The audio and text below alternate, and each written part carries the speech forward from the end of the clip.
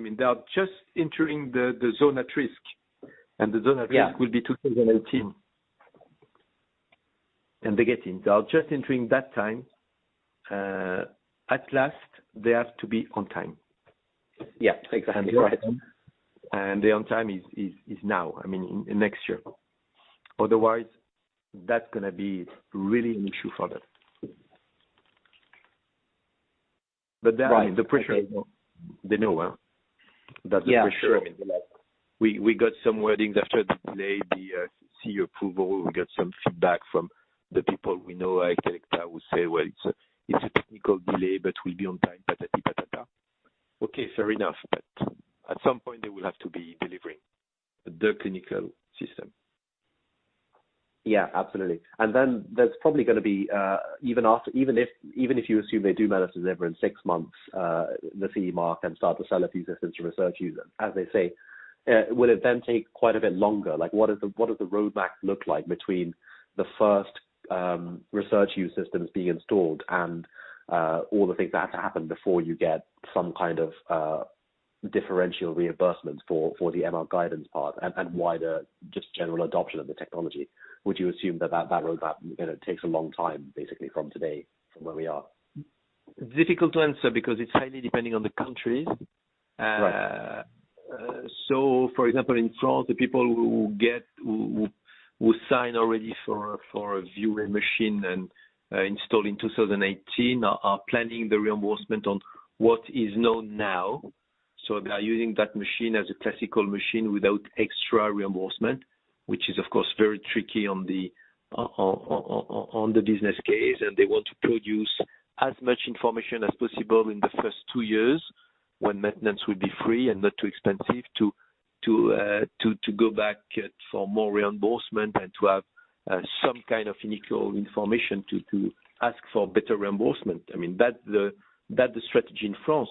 So you see installing in 2018, 2 years of clinical production, meaning to 1920. So expecting in 21, 22 to have maybe optional reimbursement to help to the business case. So you have the timing. It's 3 to 5 years after installing the real machine to be able to get, I would say, a good reimbursement and to produce some early clinical results to demonstrate the benefit. I mean, we had that story in France when we installed the CyberKnife back 10 years ago now. It took quite a while to produce the clinical results to get better reimbursement. It's classical story. And that's why you have the early adopters. The early adopters are there for taking that risk, investing, not being totally reimbursed, publishing data and good clinical and scientific data and expecting to get better time after some years. Classical story on early adopters. That's why you have. That's why the 50 early adopters in Western Europe in the next 3 years is quite a reasonable figure because of that risk taken. Yeah, sure, that makes sense. Yeah.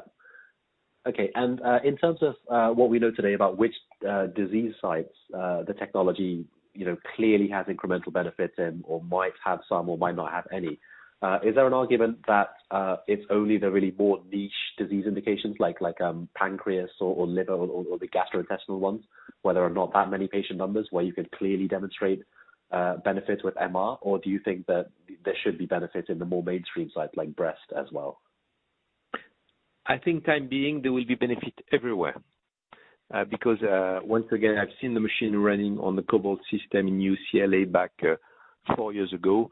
As soon as you see the online because what the beauty of the MRI, and that's where we are excited on that, is that you have all-time beam-on imaging of what you treat. And it's the first time in the history of radiotherapy for the last century that we see what we treat at the time of the delivery. Normally we see before, we see after, but during delivery we don't see too much.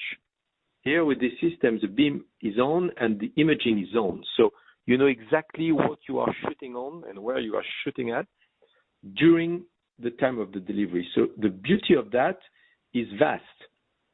And if you put yourself 1 minute in the patient's position,